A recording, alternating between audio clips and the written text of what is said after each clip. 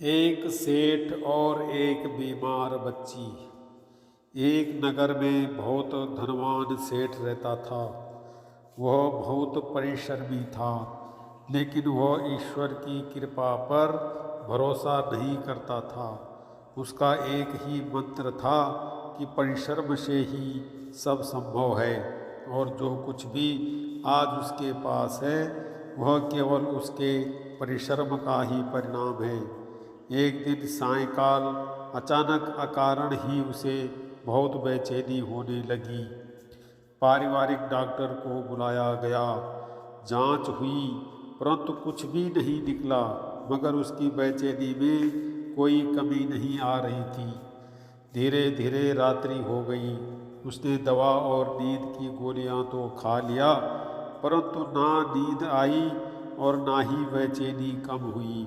रात्रि के 3 बज गए। वह उठकर घर के बगीचे में घूमने लगा।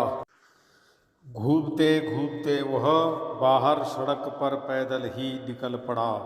चलते चलते अब वह घर से काफ़ी दूर तक चलने के कारण थकान का अनुभव कर एक चबूतरे पर पैर की चप्पल उतार कर आराम से बैठ गया।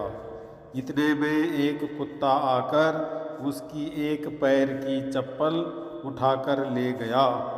सेठ ने देखा तो वह दूसरी चप्पल उठाकर कुत्ते को डराने को उसके पीछे भागा। कुत्ता पास ही बनी झुकी झोपड़पट्टी में घुस गया। सेठ उसके पीछे था। सेठ को समीप आता देखकर कुत्ते ने चप्पल वहीं एक झुग्गी के दरवाजे पर छोड़ दी और चला गया।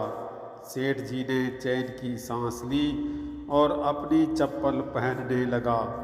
इतने में उसे उसी झोपड़ी से किसी के रोने की आवाज़ सुनाई दी। उसने झोपड़ी के दरवाजे पर लटके फटे हुए बोरे में झांक कर देखा तो वहाँ एक महिला फटी मैली सी चादर पर बैठी हुई दीवार से सटकर रोती दिखाई पड़ी। वह रोती हुई बोल भी रही थी कि हे भगवान, मेरी सहायता करो।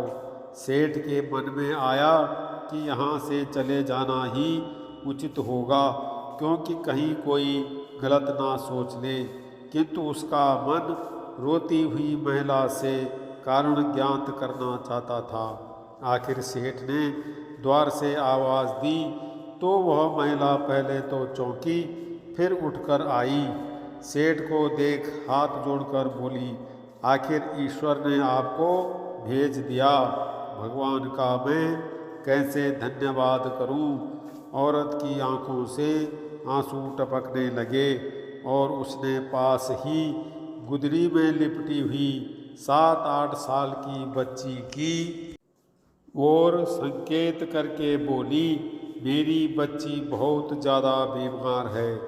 उसके इलाज में बहुत से धन की ज़रूरत है।